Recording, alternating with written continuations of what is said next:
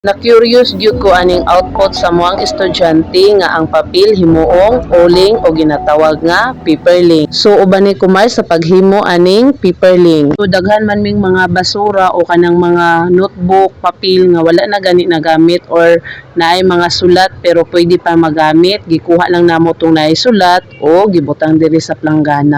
Dayon gibutangan pod og tubig. So gimikos-mikos na dayon sa muang Ate Gia ang mga papel. So ani nga time mga mari wala ni sila klase. So gitagaan sila output sa ilahang subject nga science. After na nabasa na gid pag-ayo ang mga papel, sumauna ni ilang gihimo o gipalingin-lingin na. Lingaw gid kaayo sila ani nga time. Kabalo naman ka basta mga bata, binag-ingon ani nga mga buluhaton, ganahan gid kaayo sila. So nasa Tigia, among Fio, si Manong Ilon, o ginaanan po nila og bulad ang ilahang hulma. Kay mura daw kunog Jolene, kung si Manong Ilon papastoryahon, marble. So tabang pod si Manong Ilon og bulad aning nahimo nila nga bilog-bilog sa paperling. So na timingan gyud ani nga panahon kay perting inita. So timing kaayo gyud ani nga time nga among pagbulad og naugag gyud ang among gihimo nga paperling. Murag 3 ka kilo yata ni amo ang nahimo. So after nga na-check na ilahang paperling, nag-ingon naman ang teacher nga pwede na daw kuno isugnod.